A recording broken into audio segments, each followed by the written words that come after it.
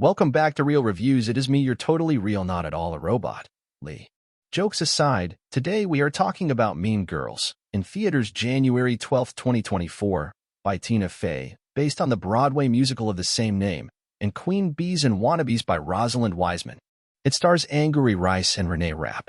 If you didn't catch it, I said it was based off the Broadway musical. The story was adjusted to be a musical. It opens with a music number. What I am saying is that if you go in and are shocked by it being a musical and you don't like it, that is on you. If you like the original Mean Girls and expect a shot-for-shot remake, you will be disappointed. Honestly, don't bother. If you like musicals, it is about a 50-50 split between musical and acting, so it isn't going to be something like Hamilton. This movie at the time of writing is rated at a 6.4 on IMDb, 59 on Metacritic, and a 71 on Rotten Tomatoes. I am going to say these are about fair. This movie is in no way perfect, but it is fun. It is an updated version of the movie from 2004. Cell phones are prevalent.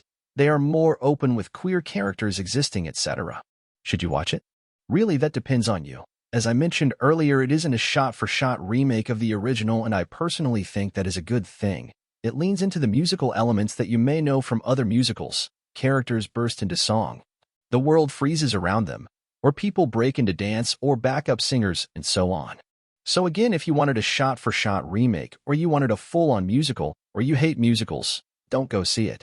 Also, it is certainly about 2024 teenagers, or at least modeled around them. A TikTok-type platform is even used. If you think Gen Z are awful and cringy, then don't watch it. If none of that bothers you, and you just want a pleasant movie, then yes, absolutely go watch it. So what is the good?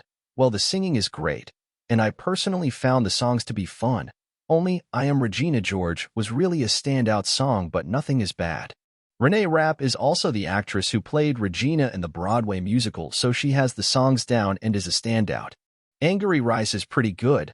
I think I have only seen her as Betty Brand in the MCU Spider-Man movies, where she is a background character for the most part, but here I feel like she does a pretty good job. She has good over-the-top motions and facial expressions that you really need when you are also singing, but she reels it in when she is acting to give something pretty damn close to a believable character. Ollie Carvalho as Janice and Jackal Spivey as Damien are standouts. They are fun in every scene. They both work well across song and normal acting. Tina Fey is Tina Fey, and I don't think we should expect anything different. She is the exact same teacher as she was in the original, but she doesn't sing, she doesn't dance. One of my favorite things is honestly how the characters interact with the other cast mid-song. People do freeze in place when characters like Regina sing, and Regina will move them around or interact with them. One weird issue that I started to think about as I wrote this is that this movie is very clearly split in its casting. We have the main cast that can sing and dance, the main cast that can't, and then the same with the background characters as well. We see Katie burst into song, and the same few girls show up as her backup singers. This does create a pretty obvious divide in the cast, and that happens in a lot of movies, but I think this one was more obvious than normal. Now on to the bad. Katie's mom basically isn't in the movie at all. Her father very literally isn't in the movie. He was written out to make more space for musical elements, and I get it. Yes, there is some cringy Gen Z stuff, like the obsession with social media and recording every moment of their lives. This isn't actually a Gen Z problem, but it is one that people strongly associate with them, and it will be targeted at them. Some of the musical elements get so overused that it really takes you out of it, like the way they frame every character the same way before a song starts. Because of the way they have to speed the story along, because songs take up much more time than dialogue, some things don't fit together well. They are self-referential about being a musical a few too many times, probably easy to miss, but I didn't miss them.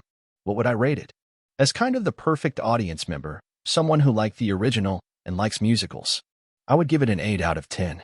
I already talked about if you should watch it. Honestly, I think if you go in knowing what to expect, you may enjoy it more. I have seen a handful of loud, angry one-star reviews, but all of them seem to hate musicals or want a shot-for-shot remake. If this review makes you roll your eyes and you think you will hate it, don't go watch it. Don't go searching for something to be mad about. If this review made you think you might like it, go check it out. I had fun, and I laughed a lot. Heck, the theater was mostly full and many people laughed a lot. Next up is The Beekeeper starring Jason Statham.